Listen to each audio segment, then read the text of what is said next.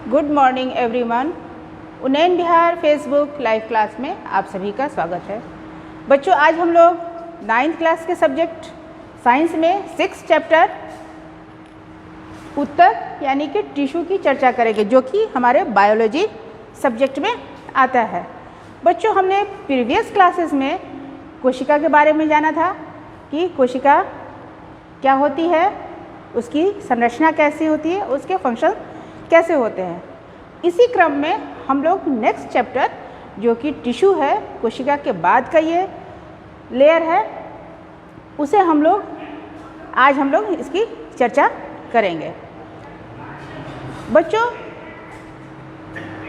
कोशिकाएं जो होती हैं वो संगठित होती हैं। कोशिका के संख्या के आधार पर हम लोगों ने एक कोशिकीय जीव और बहुकोशिकीय जीवों को बांटा था कि जिनकी शरीर एक कोशिका की बनी होती है वो एक कोशिकीय जीव कहलाते हैं, और जिनका शरीर बहुत सारे कोशिकाओं से मिलकर बना होता है तो उसे हम लोग क्या कहते हैं, बहुकोशिकीय जीव कहते हैं। तो बहुकोशिकीय जीव में जो जीवों की जो संरचना होती है वो अलग अलग कोशिकाओं के संगठित होने से और उसके डिफ्रेंशिएट होने से, यानी कि उसके जो विभाजन की जो क्षमता होती है, उसके जो फंक्शन होते हैं वो थोड़े अलग अलग होते हैं। यानी कि उसके विभेदन की जो कैपेसिटी होती है उसके आधार से उसका क्या होता है, फंक्शन भी अलग अलग हो जाते हैं। तो एक समान प्रकार के जो फंक्शन वाले कोशिकाएं होती हैं, उन समान प्रकार के फंक्शन वाले कोशिकाओं के समूह को हम लोग क्या कहेंगे, ऊतक यानी कि टिश्यू कहेंगे।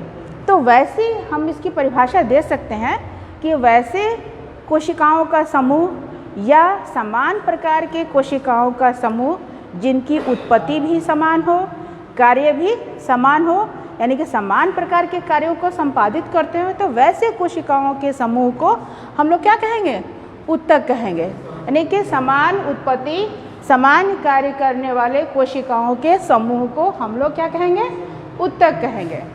ठीक है, तो कोशिकाएं मिलकर के क्या बनाई, ऊतक बनाई, यानी कि समान प्रकार की कोशिकाएं मिलकर के एक ऊतक बनाई।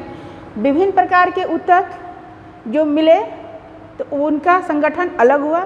तो अगर समान प्रकार के ऊतक मिलते हैं तो वो अंग का निर्माण करते हैं, ठीक है, और समान प्रकार के अंग मिलते हैं तो वो एक तंत्र या एक सिस्टम का निर्माण करते हैं, और सभी पर सिस्टम मिल करके एक जीव का निर्माण करते हैं। यानी कि जैसे कोई अंग है, आँख है, कान है, नाक है, तो उनमें समान प्रकार के ऊतक होंगे। वो आँख, कान, नाक या हमारे पाचन के संबंधित जितनी ग्रंथियाँ हैं वो सब मिल करके हमारा क्या बनाएगा, एक पाचन सिस्टम बनाएगा या डाइजेस्टिव सिस्टम बनाएगा। तो इस तरह से हम देखते हैं कि हम क्या लिख सकते हैं, समान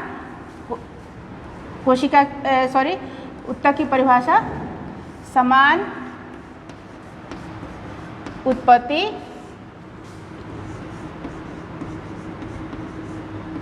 समान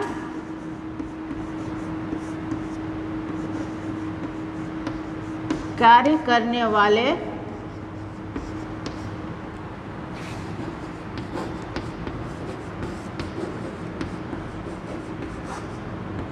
कोशिकाओं के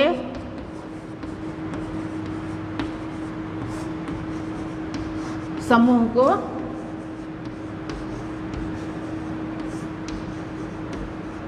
ऊतक कहते हैं।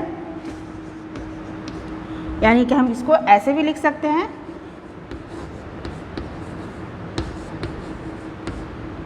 कोशिका मिल करके हमारा क्या बनाया, ऊतक। बहुत सारी कोशिकाएं मिलकर के ऊतक बनाई। बहुत सारे ऊतक जो समान प्रकार के हुए वो एक अंग का निर्माण किए, और समान प्रकार के अंग मिलकर के एक समान प्रकार का तंत्र बनाया, या इसे हम लोग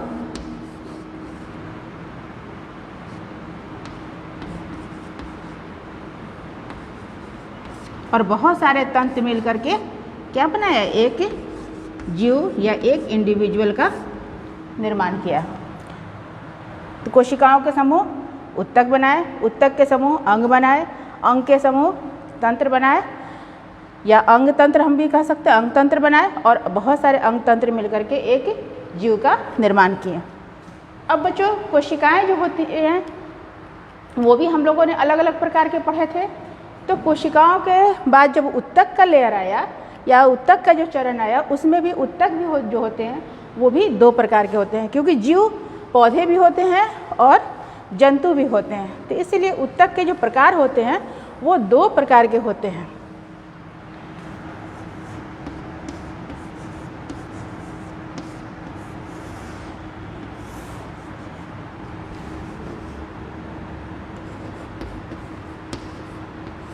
पादप ऊतक यानी कि प्लांट टिश्यू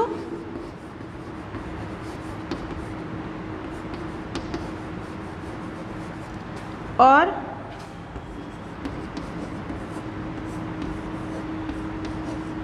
जंतु ऊतक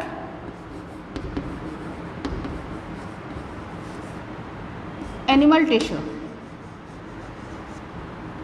ठीक है, पौधे का जो शरीर जिस ऊतक से बना हुआ होता है उसे हम लोग प्लांट ऊतक या प्लांट टिश्यू कहते हैं। एक चीज़ और बच्चों, विज्ञान की जिस शाखा में हम लोग ऊतक का अध्ययन करते हैं उस शाखा को हम लोग हिस्टोलॉजी कहते हैं। ठीक है, जैसे हम लोग कोशिकाओं की संरचना को पढ़े थे तो कोशिका के अध्ययन को हम लोग साइटोलॉजी कहते हैं, और यहाँ ऊतक के अध्ययन को हम लोग क्या कहेंगे, हिस्टोलॉजी कहेंगे। ठीक है, तो ये सारी जो हम लोग पढ़ते हैं वो सब हिस्टोलॉजी के अंदर पढ़ते हैं। ठीक है, अब हम लोग आगे बढ़ते हैं। प्लांट टिश्यू, प्लांट टिश्यू जो है वो प्लांट में हमेशा वृद्धि होती रहती है, तो कोशिका के विभाजन इसमें लगातार होती रहती है। तो विभाजन की क्षमता के अनुसार हम लोग प्लांट टिश्यू को दो भाग में बांट सकते हैं। पहला होता है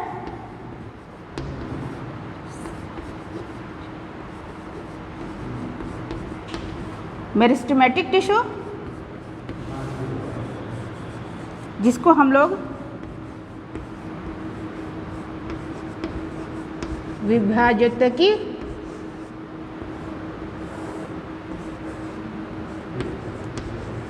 ऊतक कहते हैं, और दूसरा होता है परमानेंट टिश्यू।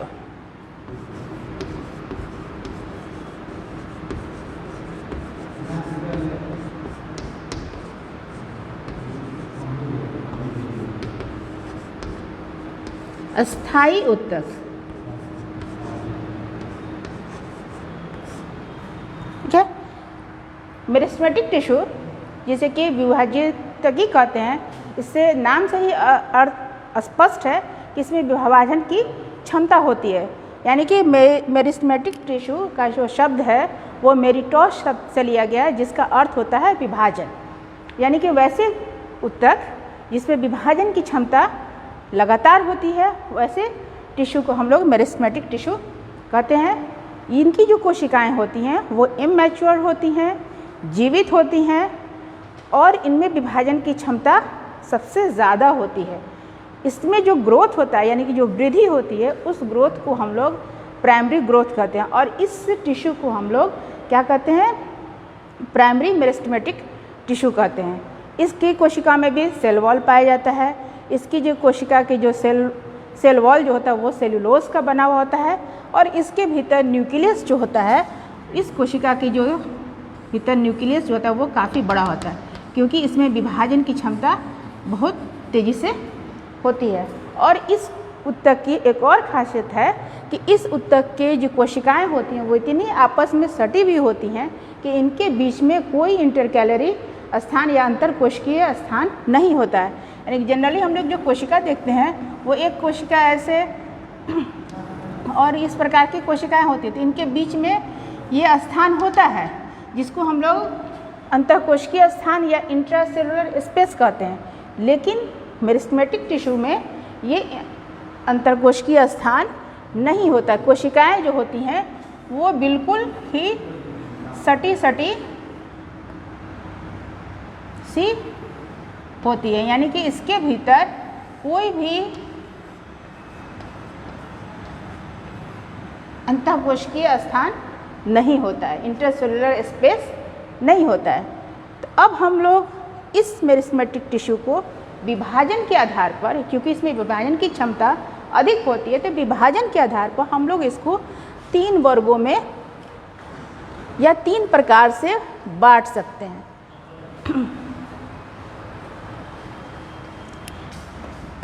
पहला है एपिकल मेरिस्टेमेटिक,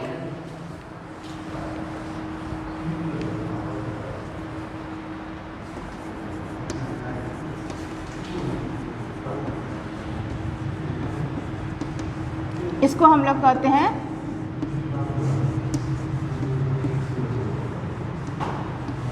शिरस्त्र विभाजक।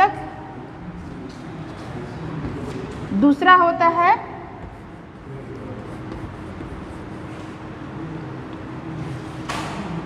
मेटिमेस्टिक और तीसरा होता है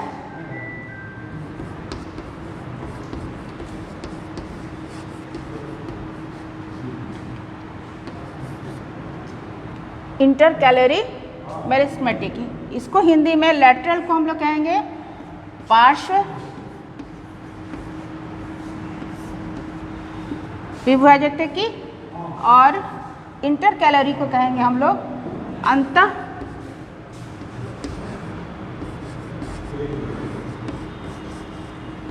अंतःवेशी विभाजक। ठीक है।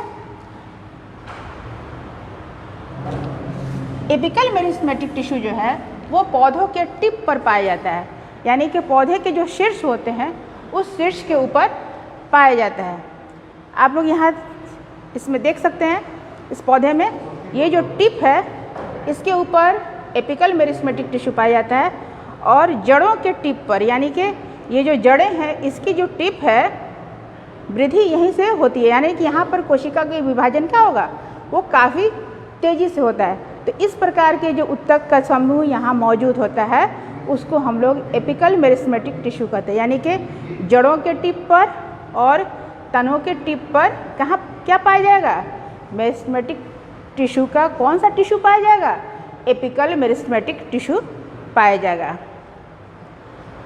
ये प्राइमरी मेरिस्टेमेटिक टिश्यू से बनता है और इसमें कोशिका विभाजन और डिफ्रेंशिएशन ये दोनों की क्रियाएं होती है, जिसके फलस्वरूप क्या होता है, अस्थायी उत्तक का निर्माण होता है, यानी कि एपिकल टिश्यू आगे चल करके विभेदित होता है या डिफ्रेंशिएट होता है और वो इसमें क्या बनाता है, वो परमानेंट टिश्यू बनाता है। और इसलिए एपिकल टिश्यू के ग्रोथ को हम लोग क्या कहते हैं, प्राइमरी ग्रोथ कहते हैं, क्योंकि ये नीचे की तरफ बढ़ रहा होता है और ये ऊपर की तरफ बढ़ रहा होता है, इसे हम लोग क्या कहेंगे, प्राइमरी ग्रोथ कहेंगे। ठीक है। दूसरा टिश्यू जो है वो क्या है, वो लैटरल टिश्यू है, यानी कि पार्श्व भागों में पौधे के जो पार्श्व भाग होते हैं, ये तना जो होता है, ये तना का जो ये पार्श्व भाग है, इस पार्श्व भाग में ये टिश्यू मौजूद होता है। ठीक है। इससे तने की क्या होती है, चौड़ाई बढ़ती है। तो चौड़ाई कब बढ़ेगी, जब ये मोटा होगा। तो इसके भीतर जो कोशिकाएं हैं वो कोशिकाएं वास्कुलर बंडल यानी कि संवहन उत्तक का निर्माण करती है, और जैसे जैसे संवहन उत्तक का निर्माण बढ़ते जाता है इसकी मोटाई क्या हो जाती है, बढ़ते जाती है। इसलिए इस ग्रोथ को हम लोग क्या कहते हैं, सेकेंडरी ग्रोथ कहते हैं। तो lateral meristematic tissue secondary growth के लिए उत्तरदायी होता है। ठीक है। तो अब हम इसे डायग्राम में भी देखेंगे। तीसरा जो टिश्यू होता है वो टिश्यू होता है इंटरकैलरी। ठीक है।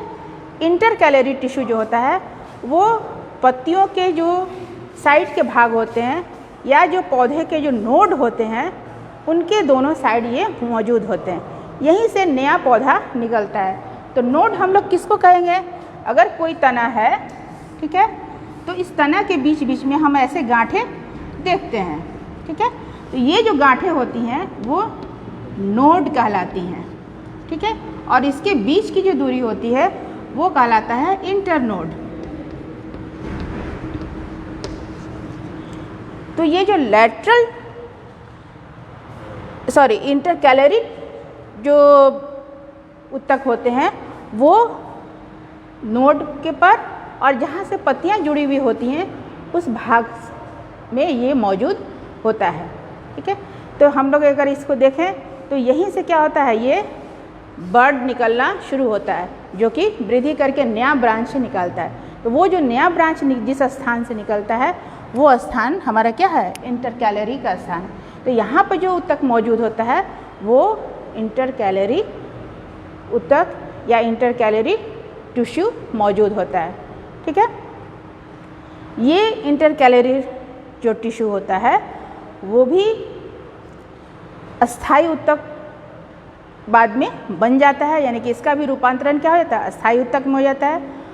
और ये अस्थायी ऊतक का निर्माण तो करता है लेकिन साथ साथ अस्थायी ऊतकों के बीच बीच में भी ये पाया जाता है। मान लीजिए कि ये टिश्यू अगर अस्थायी हो गया तो इसके बीच में नोड है, तो यहाँ पर क्या हो जाएगा, ये इंटरकैलरी मौजूद होगा तो क्या करेगा, नया ब्रांच निकाल देगा।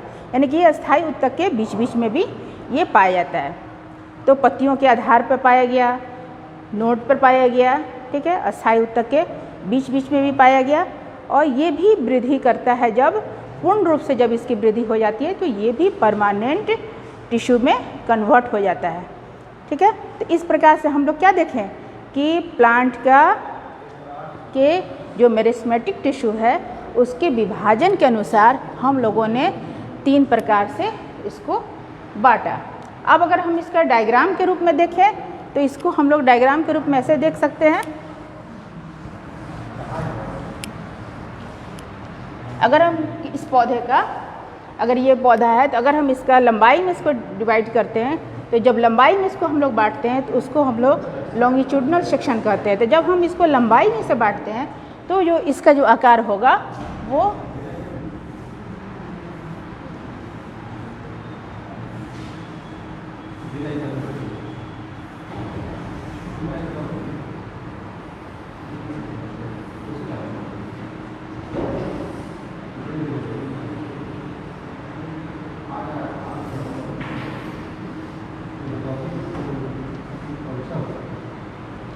ये इस प्रकार से दिखाई देगा। यहाँ पर जो ऊतकों का समूह होगा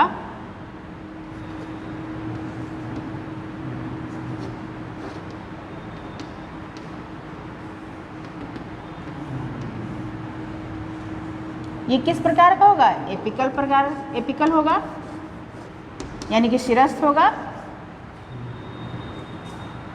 और ये जो साइड में होगा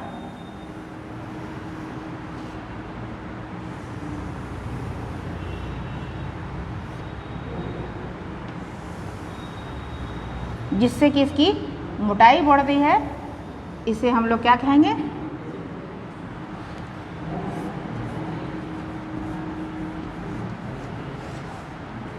लेटरल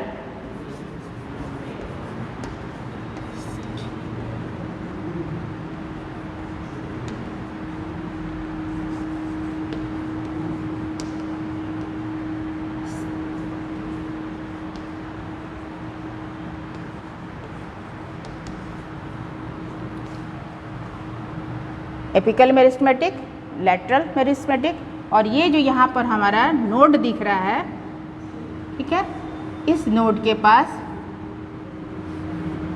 जो हमारे ऊतक होंगे उसे हम लोग क्या कहेंगे, इंटर कैलरी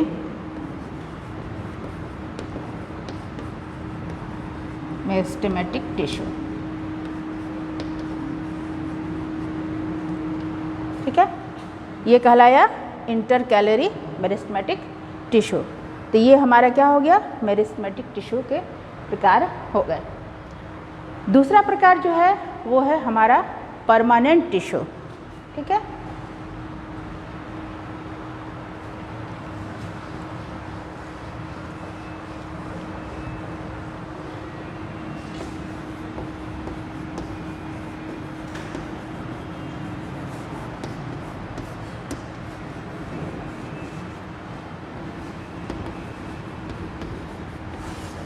अस्थाई ऊतक। अस्थाई ऊतक भी दो प्रकार के होते हैं।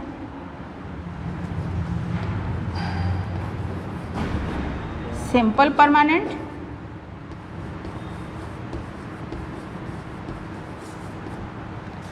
और कॉम्प्लेक्स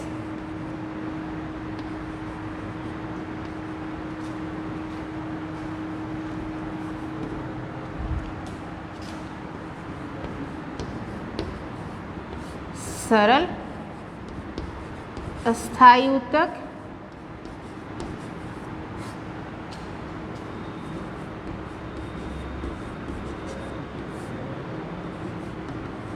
जटिल अस्थायी ऊतक। ठीक है। तो परमानेंट टिश्यू जो होता है, हम अभी पहले भी बताएं कि परमानेंट टिश्यू का जो निर्माण होता है वो मेरिस्टेमेटिक टिश्यू से होता है। तो मेरिस्टेमेटिक टिश्यू के वृद्धि के फलस्वरूप वो परिवर्तित हो जाता है अस्थायी टिश्यू में, और इस परमानेंट टिश्यू में विभाजन की क्षमता जो होती है वो काफ़ी कम होती है या नहीं के बराबर होती है। इनकी कोशिकाओं का जो आकार होता है वो निश्चित होता है। ये गोल भी हो सकते हैं और बहुभुज आकार में भी हो सकते हैं, लंबे भी हो सकते हैं, नुकीले भी हो सकते हैं। तो इनकी जो आकार होती है वो अलग अलग प्रकार की होती हैं।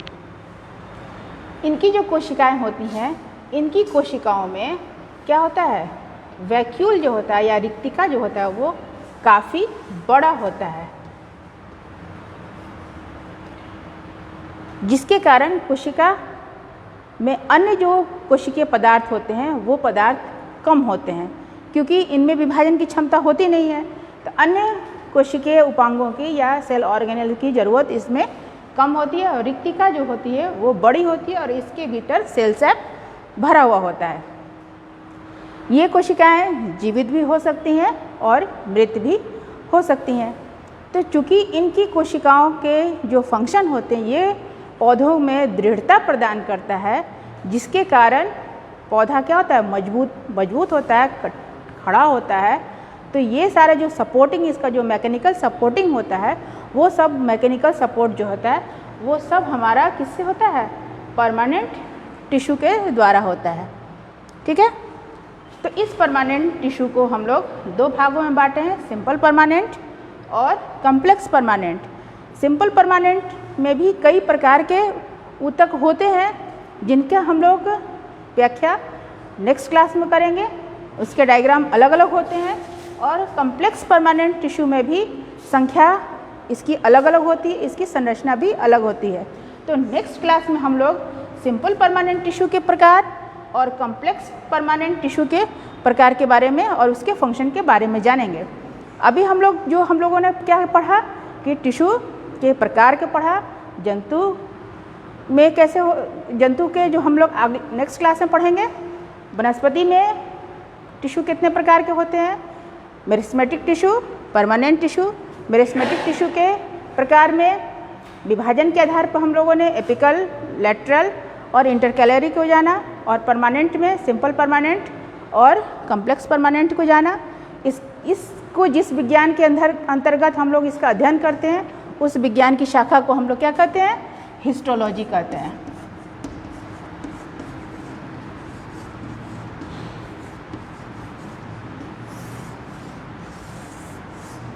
ठीक है।